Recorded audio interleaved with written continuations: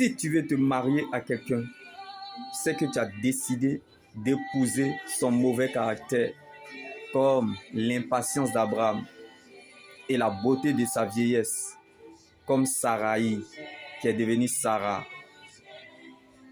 C'est dans le vent contraire que se révèle ou se découvre le vrai visage d'un enfant de Dieu. Donc quand tu veux voir Israël, il faut savoir regarder Jacob. Car lorsque Abraham regardait Ismaël, Dieu voyait Isaac. Mais il avait prévu des nations. Si Dieu pouvait te montrer le futur, c'est à cause de la beauté de Rachel. Jacob a travaillé 14 ans, comme si c'était 14 jours.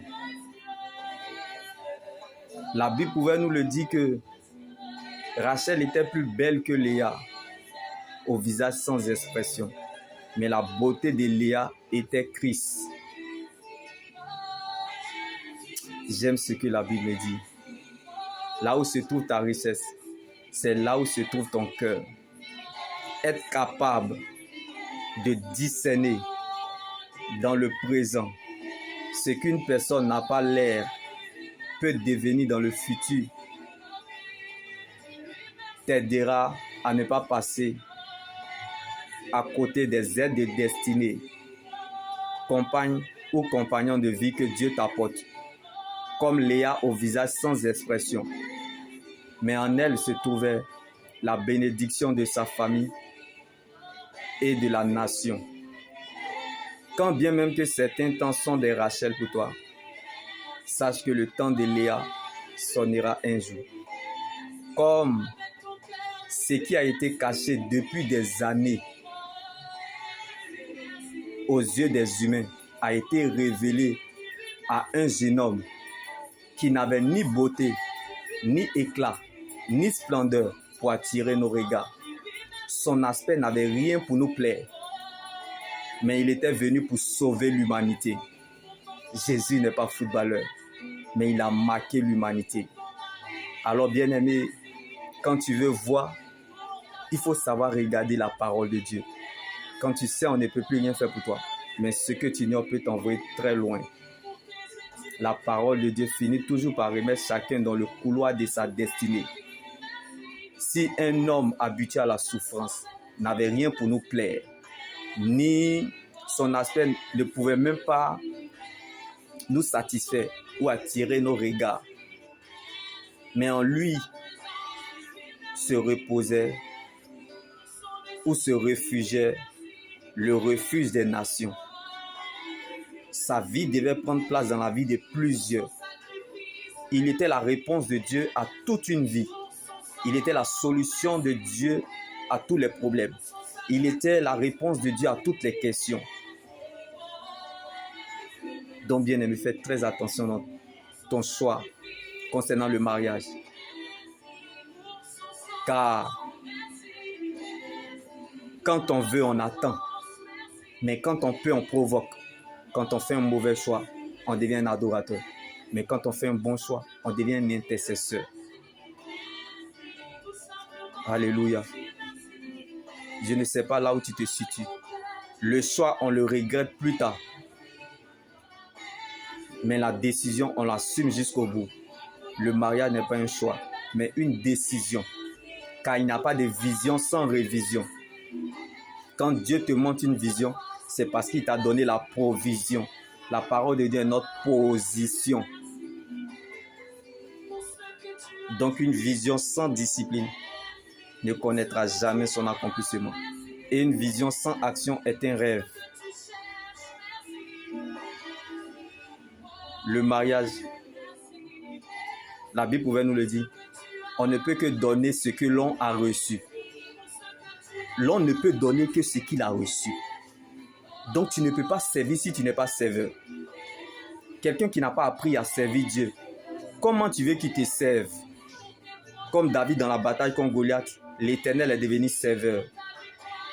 Pendant que Dieu cherche des brebis, il y a des cabris dans la bergerie. Il y a des gens que Dieu cherche. La gloire qui attire le regard des hommes vers Dieu. Comme Dieu a choisi David. Et il y a les gens qui cherchent Dieu. Comme Dieu a nommé Saül. La gloire qui attire le regard des hommes vers les hommes. Comme Dieu a rejeté Saül. Bien-aimé, quelqu'un qui te rapproche de Dieu, c'est celui qui veut ton bonheur. Quelqu'un qui ment à Dieu, qui est infidèle à Dieu, qui trompe Dieu, ce n'est pas toi qui vas caresser. Alors faites très attention. Les gens se marient sans s'épouser parce qu'ils ne sont pas mariés à Dieu d'abord. Le vrai mariage est notre propre alliance avec Dieu. Le mariage éternel. La vie avec Jésus est un espoir sans fin. Mais la vie sans Christ est une fin sans espoir. Le mariage, c'est la royauté. Les fiançailles, c'est la bergerie. Le cheminement, c'est le service. Donc, il y a beaucoup de femmes à l'église, mais on ne se marie pas à une femme. On se marie à une épouse. Il y a beaucoup d'hommes à l'église, on ne marie pas un homme, mais on se marie à un époux. Car il n'y a pas de royauté sans bergerie.